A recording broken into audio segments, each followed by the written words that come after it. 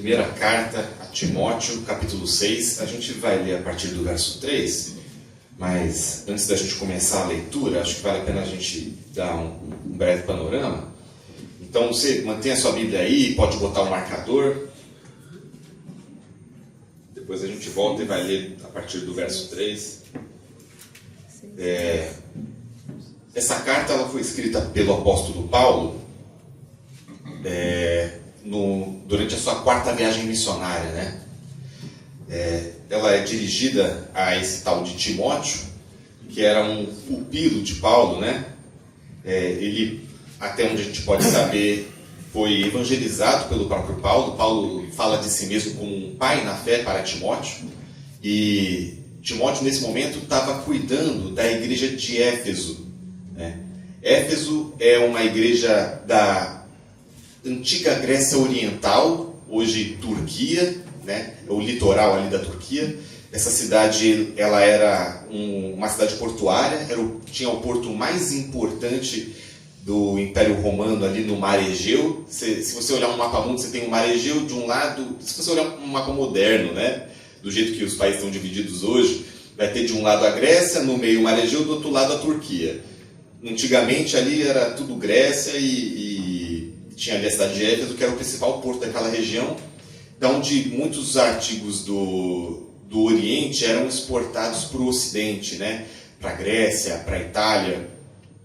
Então era uma cidade cosmopolita, era uma cidade que agregava várias culturas, principalmente, lógico, a cultura grega.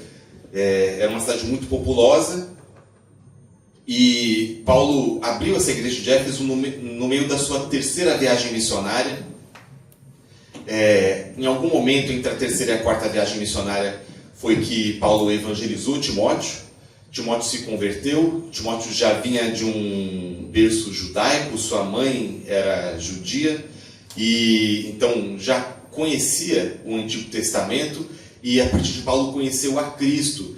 E Paulo teve tanta confiança nele que logo trouxe ele junto consigo como seu ajudante nessa 4ª viagem missionária. Paulo então voltou a passar por Éfeso, e quando ele passou novamente por Éfeso para acompanhar como estava o andamento das coisas naquela igreja, ele se preocupou com algumas coisas, né? Algumas coisas fizeram ele ficar de cabelo em pé. Nessa época era muito comum o que se chamavam de sofistas. Eles eram filósofos que debatiam, e eles ganhavam dinheiro, o ganha-pão deles era debater. As pessoas pagavam ingresso para entrar no Areópago para ver os filósofos se degladiando com as suas ideias. Então alguém levantava algum questionamento e esse cara começava a filosofar a respeito desse questionamento, e o oponente dele tinha de repente uma opinião oposta, e eles começavam a debater sobre esse tema, e a proposta nesses embates era, lógico, ver quem era o melhor orador, quem tinha a melhor retórica, né? Esses caras, eles gostavam muito de posar de sábios, e mesmo que não houvesse realmente uma compreensão profunda da parte deles a respeito dos temas que eles debatiam, o mais importante era o espetáculo, né? Então eles eram os debatedores do espetáculo. Eles sabiam muito bem como se comportar em público, sabiam muito bem como falar de uma maneira incisiva e convincente. E isso, por ser muito comum na Grécia daquele período, a igreja acabou tendo que lidar um pouco com essas situações. Sofistas, ou pessoas inspiradas em sofistas, estavam se convertendo ao Evangelho, algumas teoricamente se convertendo e passavam a fazer parte da igreja. E a igreja naquele período estava crescendo muito, tinha muita gente na igreja de Éfeso, e estava se vendo a necessidade de eleger presbíteros, bispos, né, pessoas para cargos para ajudar a cuidar dessa igreja, que estava crescendo num ritmo exponencial, né? E essas pessoas viam ali uma oportunidade de ter uma bocada, né? Porque os bispos, os presbíteros, os diáconos que mais se dedicavam e que, né, como era uma igreja grande, precisavam se dedicar em tempo integral às funções da igreja, precisavam ser sustentados, porque não podiam trabalhar no meio secular e ao mesmo tempo cuidar da igreja.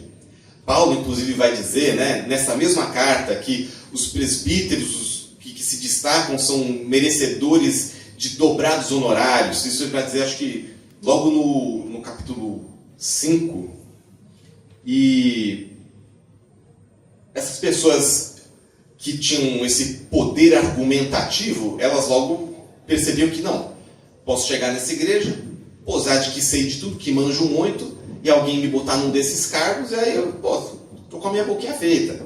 Então, tenha isso em mente, todo esse contexto, antes da gente ler agora.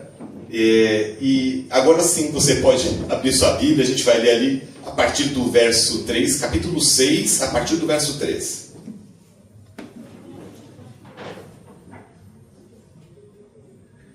Se alguém ensina outra doutrina e não concorda com as sãs palavras do nosso Senhor Jesus Cristo e com o ensino segundo a piedade, é enfatuado, nada entende, mas tem mania por questões e contendas de palavras, de que nascem inveja, provocação, difamações, suspeitas malignas, altercações sem fim, por homens cuja mente é pervertida e privados da verdade, supondo que a piedade é fonte de lucro.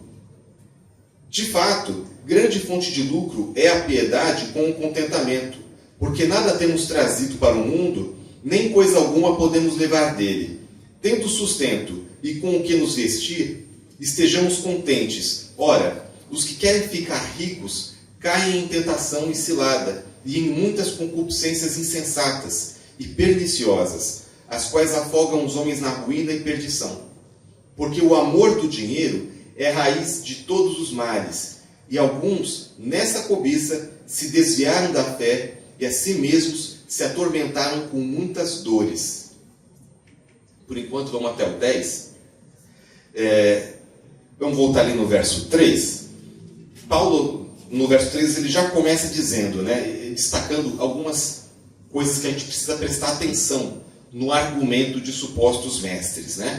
Ele vai dizer, se alguém ensina, 1, outra doutrina, 2, que não concorda com as sãs palavras do nosso Senhor Jesus Cristo, e 3, e com ensinos, e não concorda com o ensino segundo a piedade, aí no verso 4, é enfatuado, nada entende.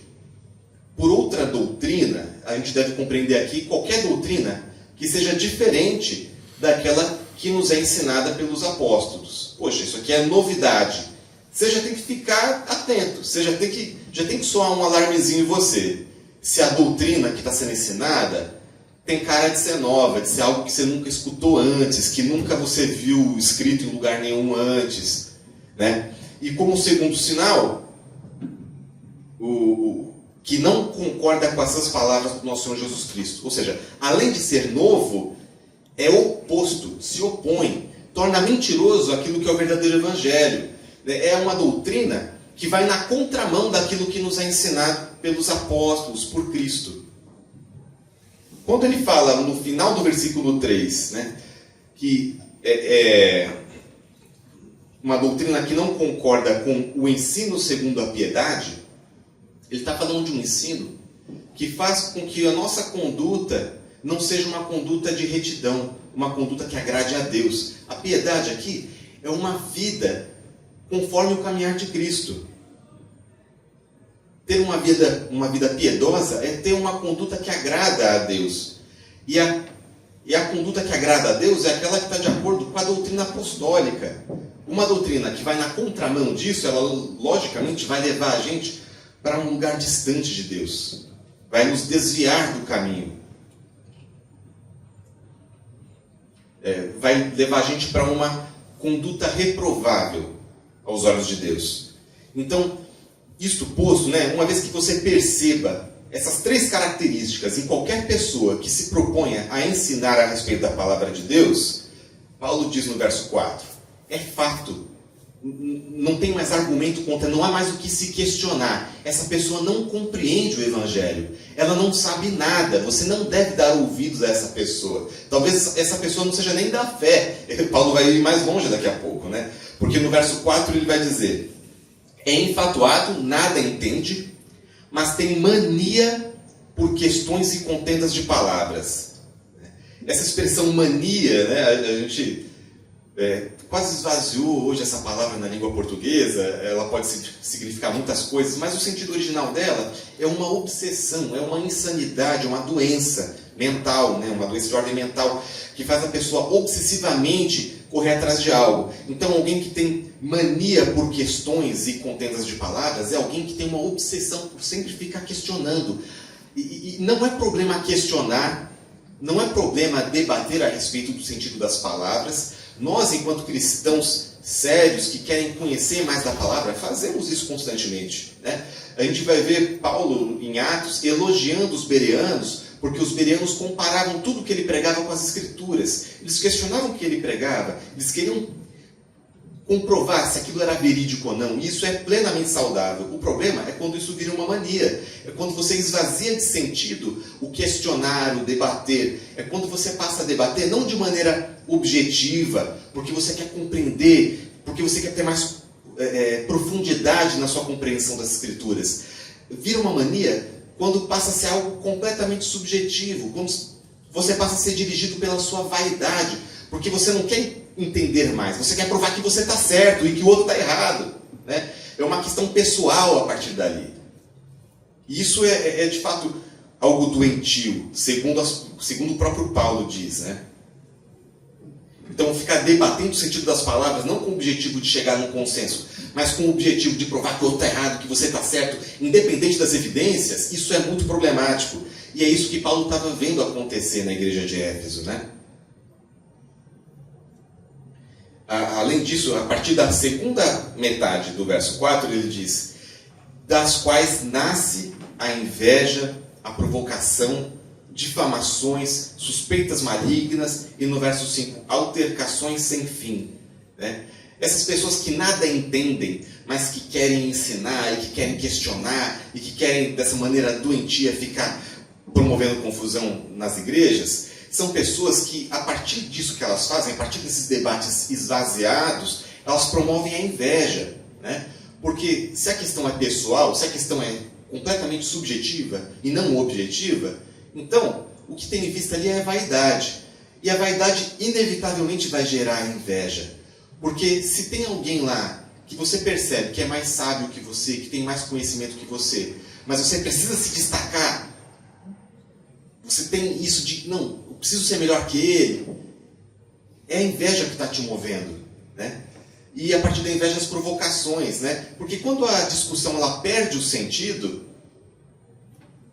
a discussão ela passa a ser pautada pelas provocações. Você está ali debatendo e você está jogando indiretas, sendo sarcástico com o seu oponente no debate, na discussão, para você ver se ele perde o jogo de cintura dele, porque daí você faz ele perder a razão. E aí vale a pena você ficar provocando ele, né? As difamações, às vezes, né, a gente sai do campo dos argumentos e começa a fazer acusações contra o indivíduo, né? Já que eu não posso vencer o argumento dele, vou mostrar para os outros que ele não é isso tudo que ele parece.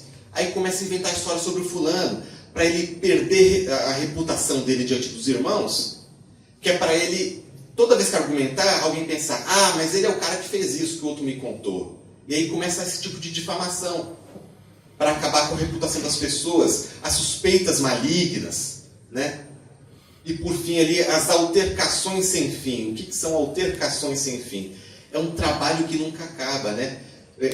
Paulo aqui está falando de uma discussão que não gera nenhum tipo de fruto. Uma altercação sem fim é quando você trabalha, sua, e o resultado disso é nada, você não tem colheita nenhuma a partir desse trabalho. Uma discussão movida por razões meramente subjetivas, ela nunca vai levar a um consenso, ela nunca vai levar a um conhecimento maior. É uma discussão movida por vaidade que ela nunca vai acabar e você nunca vai obter nada produtivo a partir dessa discussão. Porque enquanto você estiver brigando para ter razão, não importa as evidências, importa você ter razão. E aí, você não obtém nenhum resultado que seja positivo a partir disso. É um trabalho sem fim, é um trabalho que não traz absolutamente nada. E a partir das altercações sem fim, ele vai falar de algumas características desses homens que promovem esse tipo de coisa dentro da igreja, né? São homens cuja mente é pervertida, privados da verdade e que supõem que a piedade é fonte de lucro.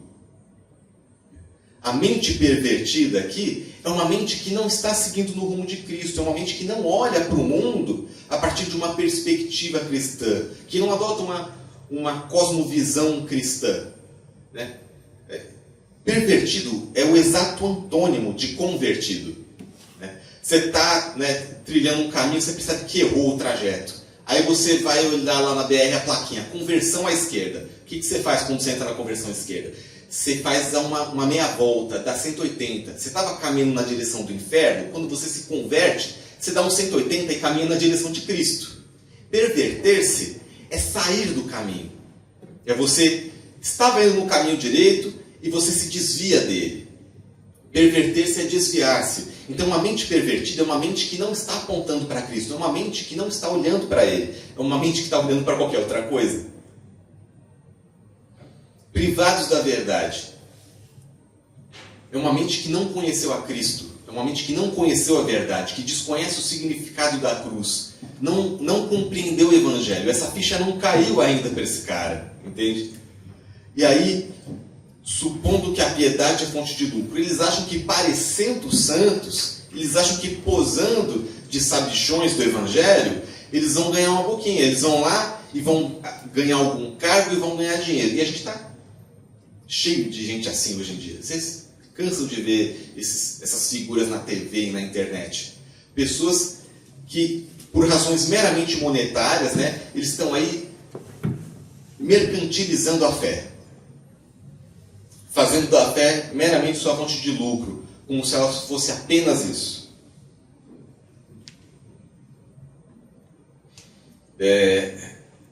A partir do verso 6, aqui Paulo ele começa a fazer uma ironia, né? Tem uma piadinha aqui. Se no verso 5 ele diz que essa gente de mente pervertida, privada da verdade, supõe que piedade é fonte de lucro, no verso 6 ele diz: pois é, de fato, é grande fonte de lucro mesmo, viu? É mesmo fonte de lucro. E aí vem o pulo do gato. Ele termina dizendo: com o contentamento. Se você estiver contente com o que você tem, de fato, a piedade é grande fonte de lucro. Nesse caso aqui, Paulo está falando da verdadeira piedade. Está falando de pessoas que são realmente convertidas a Cristo, que vieram a conhecer o Evangelho, pessoas em quem a ficha caiu, né? Pessoas que querem levar uma vida piedosa. Para essas pessoas, realmente a piedade é fonte de lucro. E aqui a gente vai conhecer um novo conceito sobre o que é lucro. O que é lucro aos olhos de Paulo, o que é lucro aos olhos de Cristo, o que é lucro aos olhos de Deus, né? Porque Paulo não está aqui dizendo que você vai enriquecer se você for verdadeiramente santo e contente. Ele está dizendo que rico de verdade é quem está contente com aquilo que Deus lhe deu. Pobre é aquele que não está contente com aquilo que Deus lhe deu, independente de quantas posses tenha. Então, segundo a Bíblia, o conceito de riqueza e de pobreza é completamente diferente do conceito do mundo, né? Porque, aos olhos de Deus, alguém que tem muitas posses pode ser extremamente pobre, miserável. E alguém que não tem quase nada, alguém que só tem o que comer e o que vestir, se ele estiver contente e for piedoso, aos olhos de Deus, esse cara tem tudo. E aí, cabe a gente avaliar nós mesmos, né? E saber se nós temos esse contentamento. O quanto a gente está próximo do piedoso contente e o quanto a gente está próximo da pessoa de mente pervertida que enxerga a piedade como fonte de lucro. Porque Paulo não está aqui falando todas essas coisas para Timóteo para exortar as pessoas de mente pervertida. Ele está exortando Timóteo e está insistindo para que Timóteo exorte os irmãos da igreja também. Então essa mensagem é para nós, essa mensagem não é para o Silas Malafaia, ou para o R.R. Soares, ou para o Edir Macedo, essa mensagem é para a gente. Essa carta foi escrita para Timóteo. Só para a gente compreender ainda melhor a situação dessa carta, né? Paulo deixou lá Timóteo, em Éfeso, e seguiu com sua viagem missionária. Enquanto ele esteve em Éfeso, ele cuidou apenas daquilo que era mais urgente, daquilo que era mais preocupante, né? Ele vai citar acho que no capítulo 1 ainda, Himeneu e Alexandre, que são pessoas que ele expulsou da igreja. Ele vai dizer, os entreguei a Satanás. E esses eram sofistas com S maiúsculo, né? Para Paulo chegar a dizer isso a respeito deles. Então, e aí depois Paulo segue a viagem, o pior já foi, mas ele ainda está preocupado, ele deixa ali Timóteo está lá cuidando, e muito provavelmente o próprio Timóteo escreveu uma correspondência para Paulo, dizendo para Paulo, cara, eu não sei se eu dou conta, a coisa está complicada aqui. Está acontecendo isso, está acontecendo mais isso, está acontecendo mais isso. E aí ao longo de toda essa carta, e é uma carta curtinha, são 6 capítulos, Paulo vai instruir Timóteo sobre como ele deve proceder a respeito dessas circunstâncias todas, né? E exorta Timóteo a ter ânimo, a se encorajar e assumir a responsabilidade e tocar o barco. Porque a impressão que dá pela resposta que Paulo dá para ele é que ele estava quase se entregando. Ele estava dizendo, mano, eu não dou conta, manda outro no meu lugar que eu estou indo embora. A impressão é essa quando você lê a carta.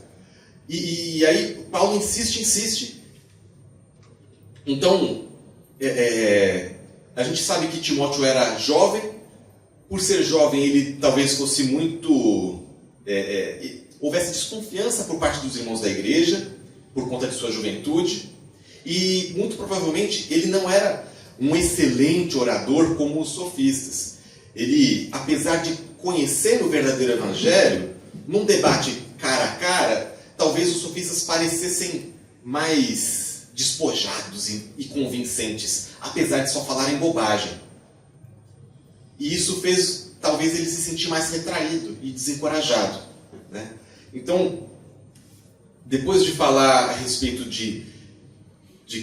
da piedade com o contentamento, que rico, que quem lucra de verdade é quem está contente, logo na sequência, no verso 7, ele vai dizer, porque nada temos trazido para o mundo, nem coisa alguma podemos levar dele. Esse texto, ele para mim, ele me remete muito à parábola dos talentos, né? Porque quando Paulo diz, nada temos trazido, nada podemos levar, ele está dizendo, não pertence a mim, não é meu. Isso está na minha mão por agora, mas é transitório. Se não pertence a mim, pertence a quem? Pertence a Deus. Todos os nossos bens, isso é bíblico, né? Eu vou citar outros textos aqui. Todos os nossos bens são bens que pertencem a Deus e que Deus colocou nas nossas mãos para que a gente administrasse. E se nós somos servos desse Deus e estamos administrando os bens dele, esses bens devem, a administração desses bens deve atender o interesse de quem? Os interesses de Deus, não os meus. Se não é meu e é dele, está na minha mão para eu administrar, eu administro da maneira que mais interesse ao meu Senhor. E aí, me remete diretamente à parábola dos talentos, né? Isso está em Mateus 25, 14 a 30, vocês vão lembrar. Tinha um senhor, ele tinha 3 servos, ele ia viajar e ele deixou parte dos seus bens na mão desses servos, para que eles administrassem e adquirissem mais bens com isso. Ele deixa 5 talentos na mão de um, 2 talentos na mão de outro, e na mão do último deixa 1 talento. O que tinha 5, faz negócios, adquire mais 5, tem 10 talentos agora. O que tinha 2, faz negócios, adquire mais 2, tem 4 talentos agora. O que tinha apenas 1 talento, por medo de perder esse talento, ele enterra, não faz nada. Aí quando o senhor volta, fica contente, que o outro multiplicou os bens, agora tem 5. O outro multiplicou os bens, agora tem 4. E o outro não adquiriu nem 1 centavo a mais. Foi um mau gestor com os bens que eram do seu senhor. Esse texto, ele fala sobre como Deus despreza aquele que retém as suas riquezas, aquele que não utiliza as suas riquezas de maneira interessante para o reino de Deus, aquele que quer apenas acumular e acumular e acumular e quer reter. Porque aquilo que pertence a Deus, Deus não quer que você retenha, Deus quer que você utilize. É para gastar mesmo, e é para gastar de uma maneira que o reino de Deus prospere. E a gente vai ver mais isso daqui para frente, isso vai ficar ainda mais claro. No verso 8, tendo sustento e com o que nos vestir, estejamos contentes. Tipo, para estarmos contentes, Paulo diz que basta ter o que comer e o que vestir. E não é só Paulo que diz, né? O próprio Jesus vai falar, isso está lá em Mateus 6, 25 a 34. Ele vai falar: observai as aves do céu, considerai os lírios do campo, né? As aves do céu, elas não arrecadam comida, não armazenam comida para si. E ainda assim Deus as mantém. Se Deus mantém até os pássaros, não vai manter você, que é filho de Deus, né? Os lírios do campo, nem Salomão, na sua majestade, se vestiu como qualquer um deles. Até as plantas se vestem bem. Deus não vai dar boas vestimentas para você? Deus vai deixar você passar frio? Não vai. E isso é o suficiente para que estejamos contentes. É isso que Paulo diz, é isso que Jesus diz, né? E aí, você vai lembrar também, de repente, de Ageu, o profeta Ageu. Em Ageu, capítulo 1, verso 6, ele vai dizer: tendes semeado muito e recolhido pouco. Comeis, mas não chega para fartar-vos. Bebeis, mas não dá para saciar-vos. Vestivos, mas ninguém se aquece. E o que recebe salário, recebe-o para pô-lo num saquitel furado. A ideia aqui ela é muito simples. A pessoa, ela planta, e não importa o quão imensa seja a colheita, ele não está satisfeito. É pouco para ele, é pouco para o gosto dele. Ele come, e nunca se farta. Ele bebe e nunca se sacia. Ele se veste com toda a roupa que ele tem e não se aquece. Nada é suficiente, nada está bom, nada basta. Não importa o quanto Deus dê, não está bom ainda. Eu quero mais. É como se ele colocasse todo o salário dele num saco furado. Está escorrendo pelo ralo tudo que ele ganha. Porque ele nunca está contente. Não importa o quanto Deus dê, não está bom para ele. E Paulo diz: devemos nos contentar se Deus nos dá o sustento e vestimenta.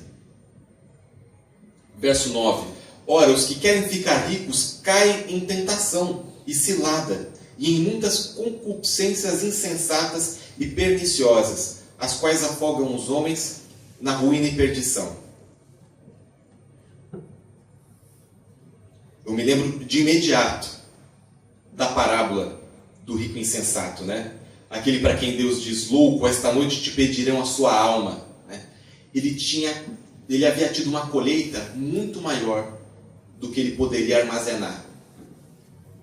E aí, o que ele pensa? Vou destruir os armazéns e vou construir armazéns maiores. E aí vai caber tudo. Toda a colheita vai caber lá. E aí, eu não preciso me preocupar mais com nada. Agora sim eu estou seguro. Agora sim me tornei autossuficiente. Não dependo de mais ninguém. Não dependo de Deus. Não dependo de vocês. Estou pleno. Agora que eu tenho muito mais do que eu tenho condição de consumir, agora está bom. E aí Deus diz para ele: louco, esta noite pedirão a sua alma.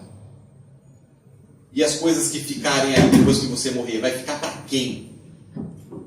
Quem vai desfrutar de todos os bens que você adquiriu? E aí, ainda no verso 9, ele diz, né, que quem quer ficar rico, e perceba, a questão aqui não é a riqueza, né? A questão aqui é o querer, é o desejar incontrolavelmente a riqueza, né? Os que querem ficar ricos caem na tentação. O que é uma tentação? É uma prova, né? Eles são testados e falham no teste. Eles caem em cilada, eles estão caindo em armadilhas, né? Porque Deus não...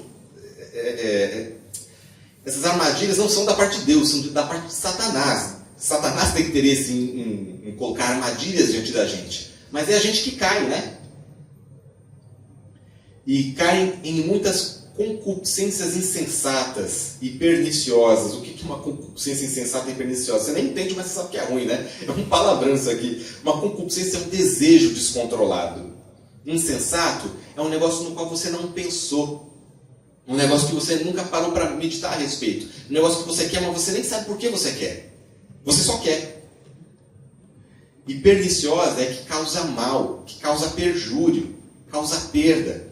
Então é algo que você deseja, você quer muito. Mas se você parasse para pensar um segundo que fosse, você ia perceber que, pô, eu não preciso disso. Se eu tiver, vai ser até ruim para mim se eu tiver. É melhor que eu não tenha.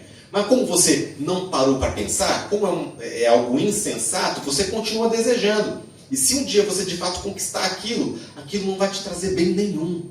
Muito pelo contrário. Vai te levar para a perdição. É justamente o que Paulo vai falar no final do verso 9. Afoga os homens na ruína e na perdição. A ruína é a falência. Né? É bem capaz que perca tudo ao conquistar tudo. E a perdição é a perda da alma. Ou seja, você paga o preço aqui e no porvir, por causa desses desejos descontrolados, insensatos e perniciosos. Paga nas duas vidas. No verso 10, porque o amor do dinheiro, e isso aqui é importante, o problema não é o dinheiro. Paulo vai até tratar melhor disso depois. O problema é o amor do dinheiro, é a idolatria ao dinheiro. Como a gente sabe, Deus nos tem como seus administradores. Deus vai nos dar riquezas. Ele vai deixar essas riquezas nas nossas mãos, estarão disponíveis para nós. Mas essas riquezas, elas não são morais, elas não são imorais, elas são amorais. Não existe moralidade na riqueza. Você pode ser moral ou imoral com as riquezas. Na riqueza não há moralidade. Então, o amor ao dinheiro é o problema. O amor ao dinheiro é imoral.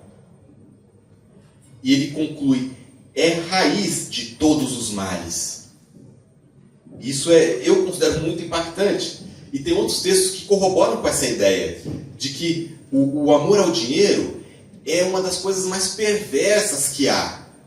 Né? Você vai ver, por exemplo, Lucas 16, você tem a parábola do administrador infiel. Jesus, depois de terminar a parábola, ele vai dizer, ninguém pode servir a dois senhores, porque ou há de aborrecer-se de um e amar o outro, e se devotará a um e desprezará o outro, não podeis servir a Deus e as riquezas. Ele coloca um contraponto como se estivesse em pé de igualdade. Isso está implícito no texto, né? Tipo, o grande rival de Deus não é Satanás, o grande rival de Deus não é o anticristo, o grande rival de Deus é o dinheiro. É o amor ao dinheiro, mais precisamente.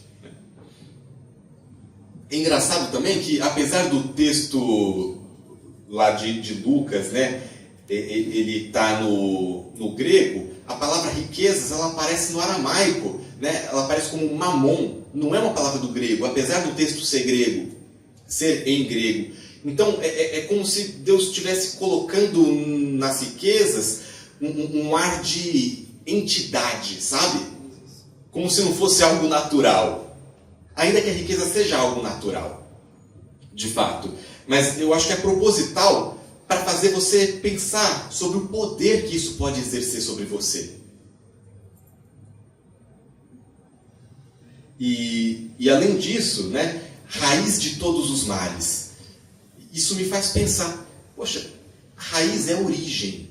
Ele está falando que o amor às riquezas é a origem do mal. E aí você pensa, em Gênesis 3, obviamente, o pecado original. Só que não tinha dinheiro no Éden. Como assim? O amor à riqueza é a raiz de todos os males. Você olha lá para Gênesis 3, o problema foi supostamente a desobediência, né? Mas talvez você se lembre que antes mesmo da obediência, houve aquele argumento matador da serpente, né? Sereis iguais a Deus se comerdes. E aí você pensa, poxa, o que o dinheiro promove na gente? O que o amor às riquezas gera de ilusão na gente? Você pensa, poxa, se eu tiver mais um pouquinho, aí eu fico tranquilo, aí eu tenho paz. Se eu tiver mais um pouquinho, aí eu tenho minha independência financeira. Aí eu sou autossuficiente, aí eu passo a ser dono da minha vida. Aí eu sou meu próprio Deus. E qual era a promessa da serpente no Éden? Se você comer desse fruto, você vai ser igual a Deus. Por isso, o amor às riquezas é a raiz de todos os males. Porque a essência é a mesma. A intenção de Adão e Eva ao comer o fruto era ter essa autossuficiência, essa independência de Deus. Agora eu sou Deus, agora eu sou mais eu, agora eu não preciso de mais nada. Agora estou sussa. E essa mesma ilusão do fruto proibido é a ilusão do amor às riquezas. É a mesma ilusão. É a raiz de todos os males. É o mal original. Todo pecado deriva disso, do desejo de sermos independentes de Deus, do desejo de ser o seu próprio Deus. Ainda no verso 10, né? Alguns nessa cobiça se desviaram da fé e a si mesmos se atormentaram com muitas dores. Né? Além de abandonarem a fé, muitos desses, por causa do amor ao dinheiro, ele fala, né? Atormentaram-se com muitas dores.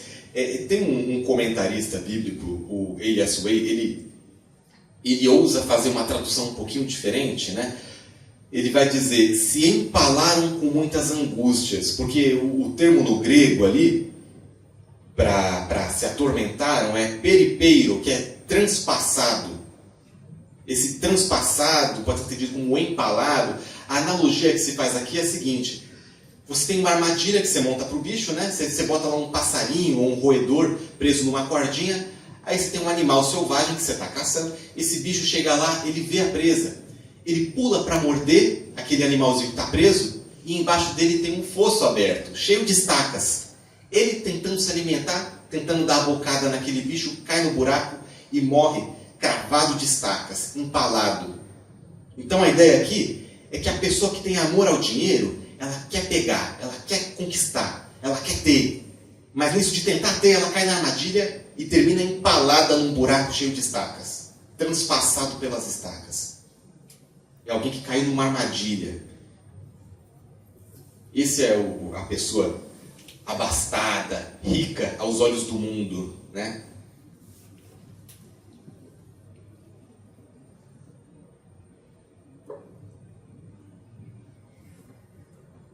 No verso 11, Paulo aqui, ele termina esse parênteses sobre o amor às riquezas. E aí ele vai falar agora uma exortação direta mesmo para Timóteo a respeito disso. Ele vai dizer, tu, porém, ó homem de Deus, foge dessas coisas. Antes, segue a justiça, a piedade, a fé, o amor, a constância e a mansidão.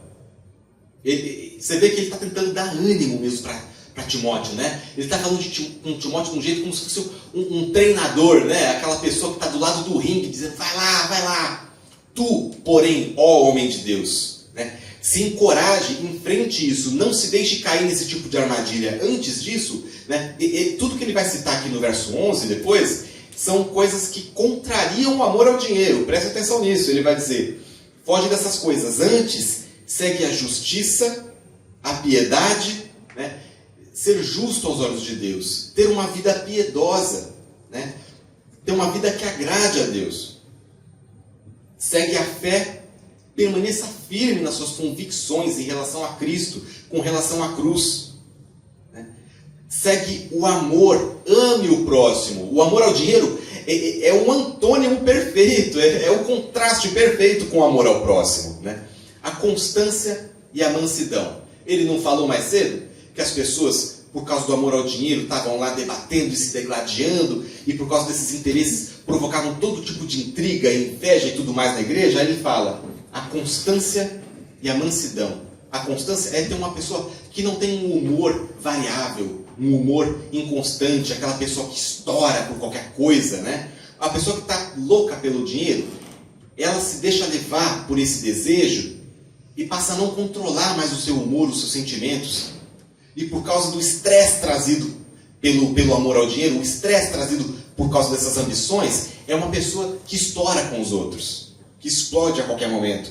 Né? E a mansidão é alguém que tarda a brigar com alguém que tarda a se irar. No verso 12, combate o bom combate da fé, toma posse da vida eterna, para a qual também foste chamado, e de que fizeste a boa confissão perante muitas testemunhas. Esse combate, o bom combate, Paulo está falando o seguinte, cara, é ruim mesmo, é difícil mesmo, tem que suar e tem que se preparar, e exige treinamento, exige muito esforço, mas é uma batalha que vale a pena ser combatida. como em qualquer esporte, porque Paulo é muito dado a essas analogias com esportes, né? Não só Paulo, vai ter cartas de outros autores também que vão fazer esse tipo de analogia. Aí você imagina, né? Eu imagino que Paulo aqui estava pensando na luta greco-romana, mas vamos fazer aqui uma adaptação, vamos pensar em boxe. Não existia boxe na época, mas tá valendo, eu não entendo nada de greco-romana mesmo. Então, combate o bom combate. Tipo, cara, entra nesse ringue e vai pra frente, arrebenta. Toma posse da vida eterna, ele vai dizer, né? Aliás, desculpa, ainda nessa mesma carta vai ter um outro trecho em que ele vai fazer uma analogia esportiva, né? Está em 1 Timóteo 4, versos 7 e 8, ele vai dizer: exercita-te pessoalmente na piedade, pois o exercício físico para pouco é proveitoso, mas a piedade para tudo é proveitosa, porque tem a promessa da vida que agora é e da que agora há de ser. Pois o exercício físico para pouco é proveitoso, eu gosto. Não, mas assim, para ficar claro, né? Paulo não está dizendo que é para você ficar paradão e não fazer nada, né? Vamos interpretar direitinho. Até eu estou sendo balançado agora, porque ele está dizendo, é muito proveitoso, mas é um proveito limitado. Ele tem um proveito específico, o exercício físico. Agora, o exercício na piedade, esse sim, ele é proveitoso para absolutamente tudo.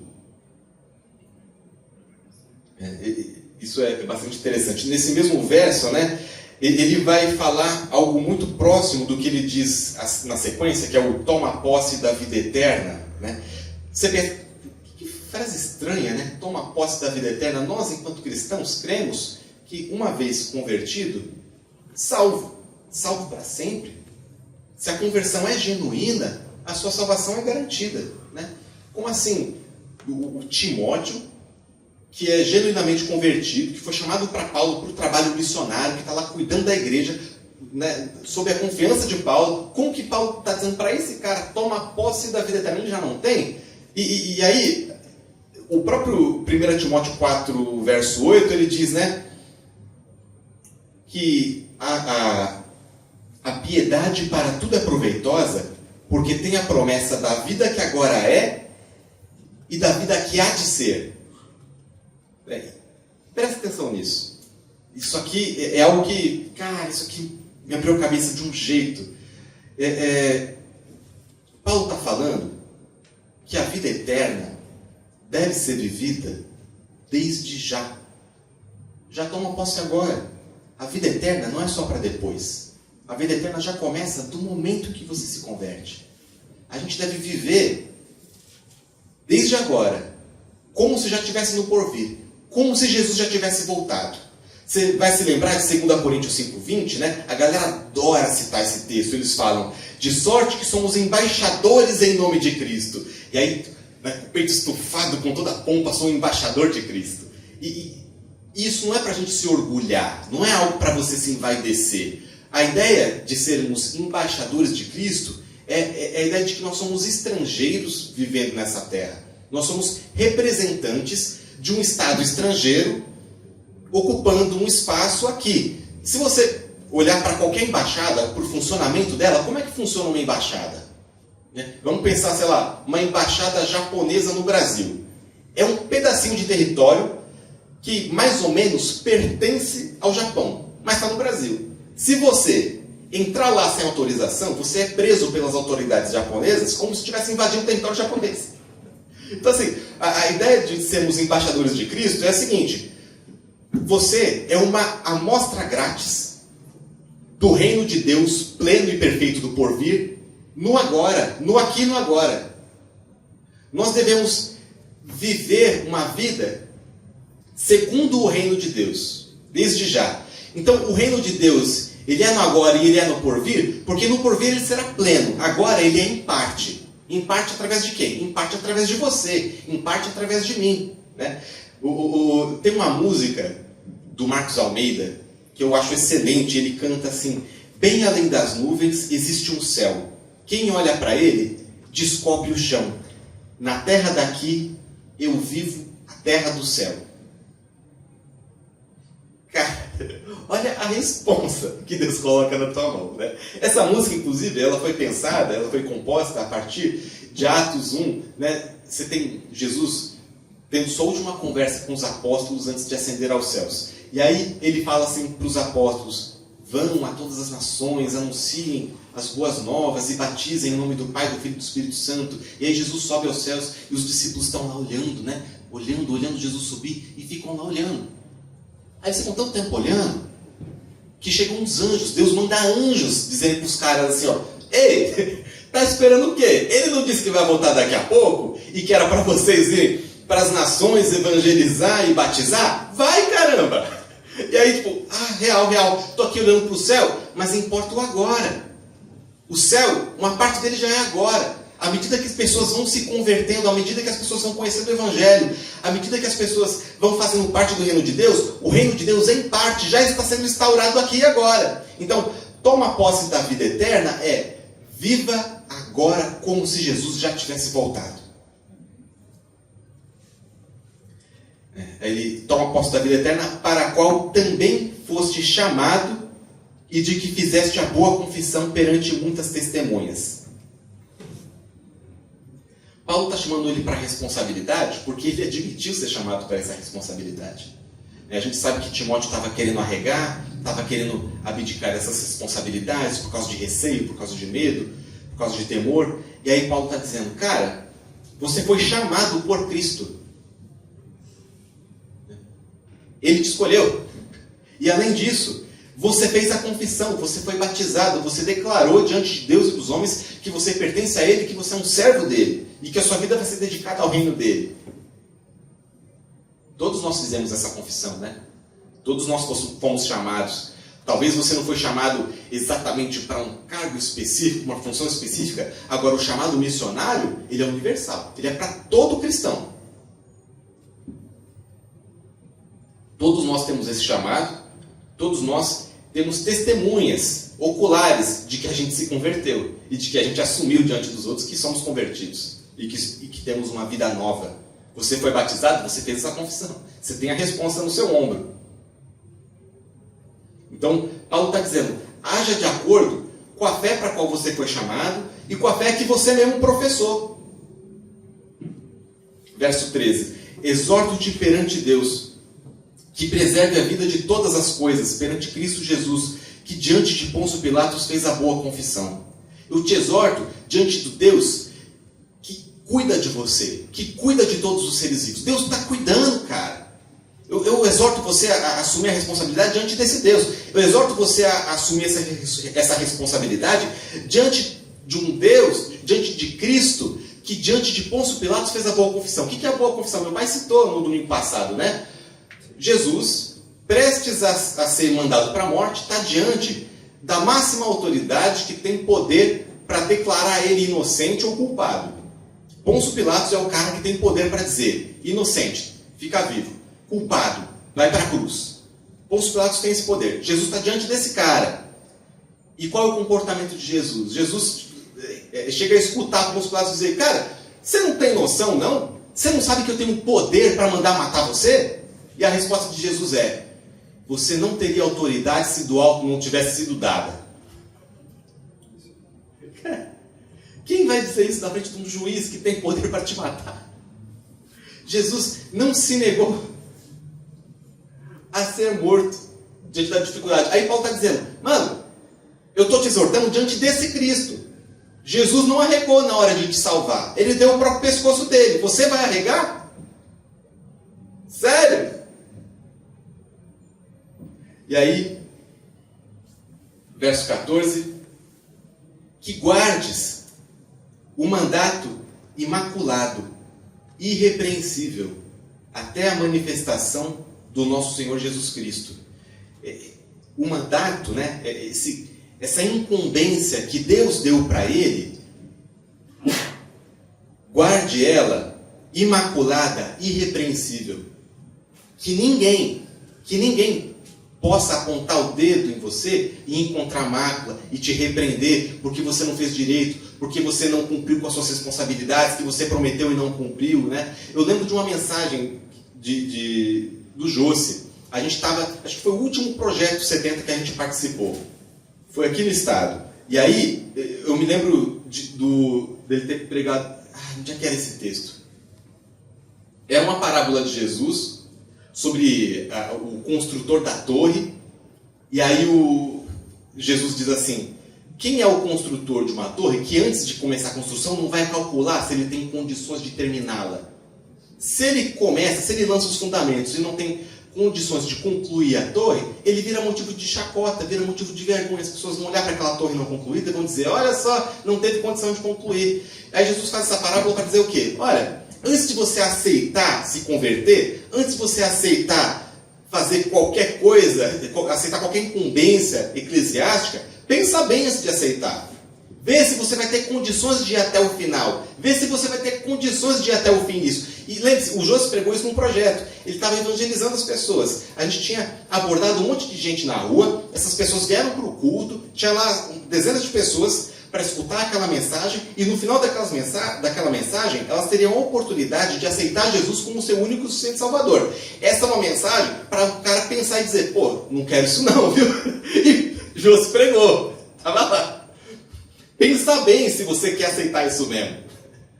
Essa é a ideia, gente. O Evangelho, ele chama a gente para responsabilidade, não é para a gente esquentar o banco.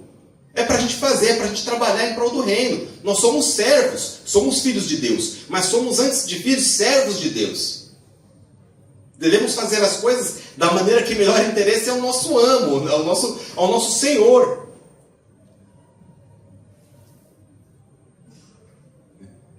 E aí, irrepreensível até a manifestação do nosso Senhor Jesus Cristo. É até Jesus voltar. Ou até você morrer, o que vier antes. Verso 15. A qual, em sua época determinada, há de ser revelado pelo benedito e único soberano, o Rei dos Seis e Senhor dos Senhores, o único que possui imortalidade, que habita em luz inacessível, a quem homem nenhum jamais viu, nem é capaz de ver. A ele honra e poder eterno. Amém. É uma clássica doxologia, né? Paulo, ele não pode falar da volta de Cristo sem fazer uma ode a Deus, sem exaltar a Deus, porque ele compreende isso. Ele compreende a situação dele de servo e a situação de Deus de Senhor.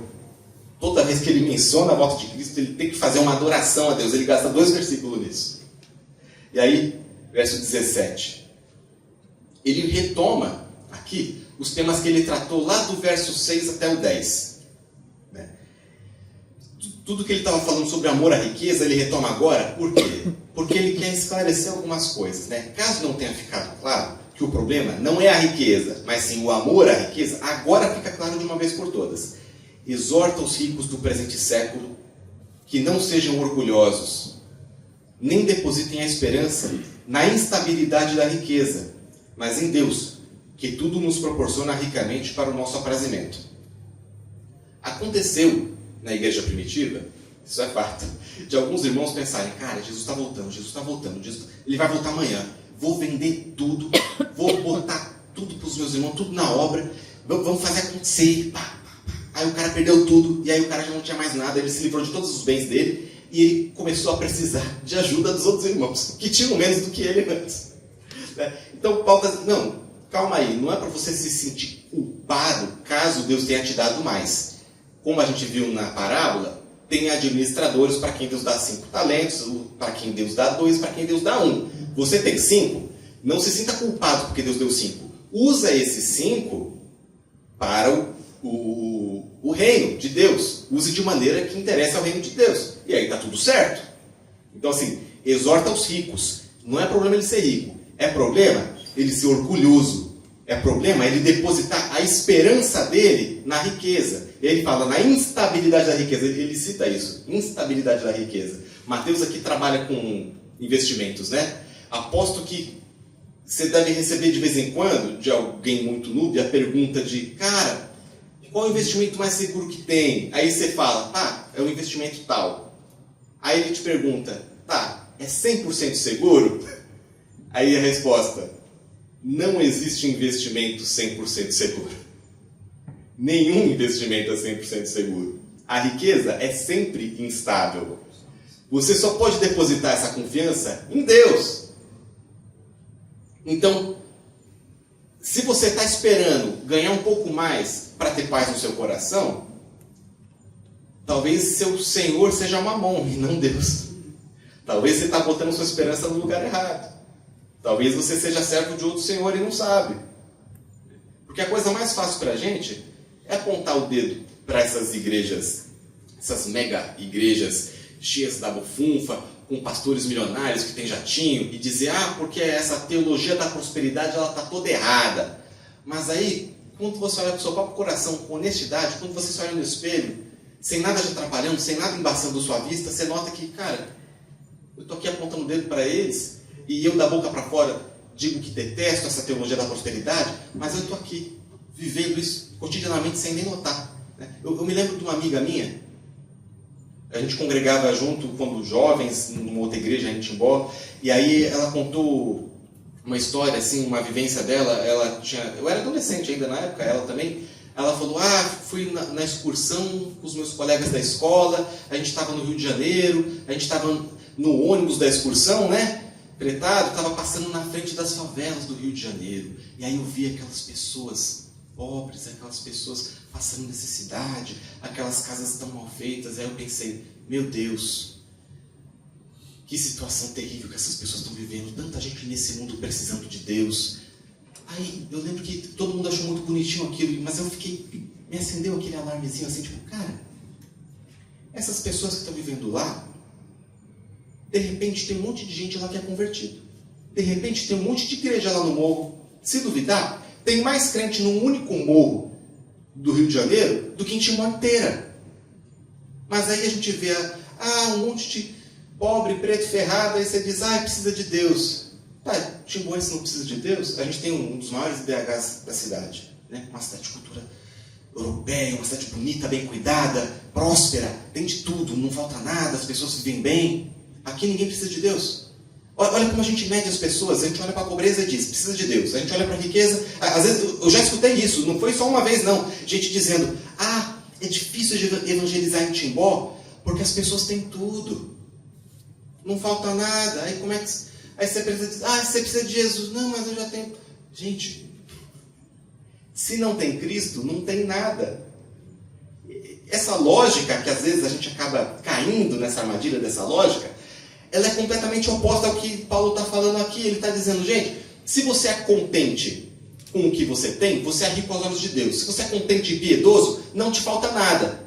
Se você tem tudo, mas não tem Deus, aí sim você é pobre, aí sim você não tem nada.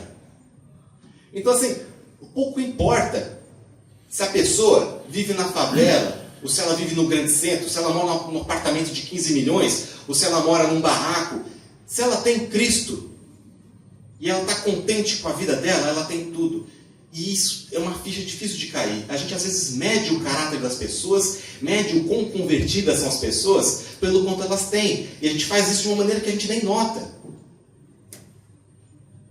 A gente faz isso de um jeito que a gente nem nota.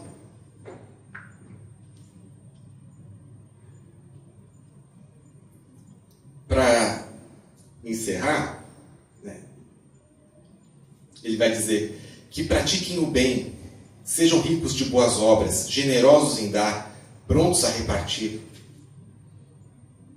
que acumulem para si mesmo tesouro sólido, fundamento para o futuro, a fim de se apoderarem da vida eterna. Esse se apoderar da vida eterna é viver desde já a vida do porvir. Acumulem para si tesouros no céu. Acumulem para si tesouros sólido, fundamento para o futuro. Ele está falando de Mateus, Mateus 6, acumulem tesouros no céu. É lá que tem que acumular. Aqui você gasta, aqui você manda bala, aqui você, vai que vai. Se acumula mesmo, é no céu. Aqui não é para acumular. Aqui é para usar no reino. Aqui é para fazer da maneira que interessa a Deus. Pratique o bem, seja rico de boas obras, generoso, pronto a repartir. É para usar no reino, é para usar no reino. É para fazer do jeito que Deus quer. A gente tem que ter a convicção, a plena convicção de que tudo pertence a Deus, de que nada é nosso e que a gente é só administrador daquilo que não nos pertence, daquilo que é dele. E é isso que muda, né? Porque não é uma mudança de comportamento somente. Não é, agora eu vou dar mais dízimo, agora eu vou contribuir com missões, agora eu vou ajudar os pobres. Não é só isso. É uma mudança de mentalidade. É uma compreensão diferente da realidade. É uma cosmovisão diferente. É você olhar para a realidade de uma maneira oposta à que o mundo olha. Olhar para o mundo do jeito que Deus olha. É você olhar para todos os seus bens e dizer, não é meu. E também não é que Deus não queira que você use para o seu agrado, né? Até Salomão vai dizer que... Eu vou até achar aqui, acho que eu anotei isso. Em Eclesiastes, né? Nada é melhor para o homem do que comer, beber e fazer a sua alma e fazer que a sua alma goze o bem do seu trabalho, né? Então assim, cara, tudo que Deus te deu, desfrute, né? Agora, não fique desejando o tempo todo tudo aquilo que você não tem. Não fique querendo tudo que você não tem. Se Deus quiser te dar, Ele vai te dar. E se Deus te dá, aí sim desfruta. Se Ele não der, desfruta daquilo que Ele já te deu. Aproveita aquilo que Ele já te deu. Coma, beba, goze do fruto do seu trabalho. Não é problema. Não é problema ter. Não é problema se Deus te abençoou e você tem. É problema você não se saciar. E aí, e tu, Timóteo, guarda o que te foi confiado, evitando falatórios inúteis. Ele retoma o assunto lá do início dos falsos mestres, né?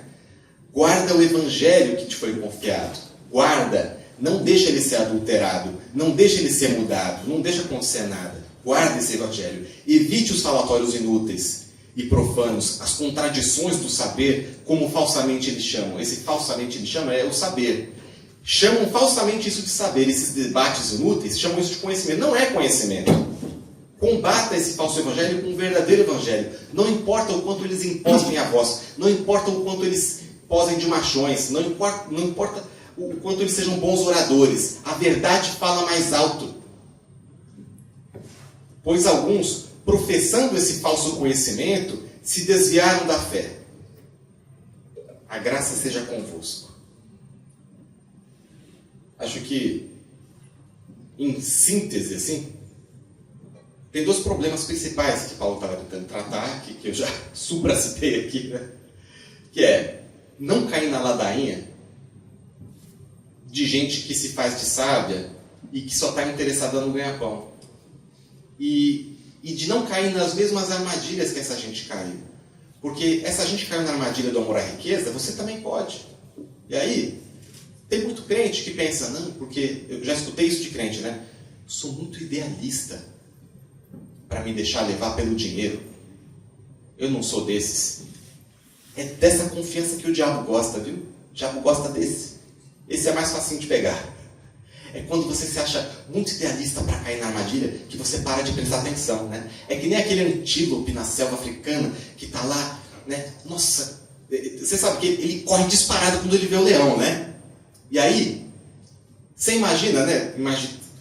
Por especulação, que tem um antílope que ele corre tão rápido, toda vez que tinha um leão atrás dele, ele viu que ele disparava muito rápido e o leão nunca alcançava. Aí ele fica tão confiante, pô, eu sou muito rápido, não preciso ficar neurótico com isso, não preciso ficar policiando tudo à minha volta. Não, vou ficar de boa aqui, se eu ver o leão eu corro de boa, nenhum leão me alcança. Aí um dia, ele não está prestando atenção, quando ele se der conta, o leão já mordeu ele nem viu. Não dá para ser confiante com essas coisas. Lembre-se, é a raiz de todos os males. A raiz. Adão e Eva caíram nessa armadilha. Se Adão e Eva caiu e eles estavam no Éden, você que não está no Éden, mais fácil ainda de cair. Tá ligado? Então tem que se policiar, tem que ficar esperto. Ninguém é santo o suficiente que não caia nessa armadilha. A gente pode muito bem, sem nem pensar, mesmo sendo batista, cair no mesmo pensamento, na mesma cosmovisão de um Edir Macedo da vida. Pasme, mas é possível. Acontece. Conheço pastores batistas brasileiros, da Batista brasileira, né? Que caíram nessa ladainha e que hoje pregam esse tipo de teologia, ensinam esse tipo de baboseira. Então, podemos nos levantar e curvar nossa fronte?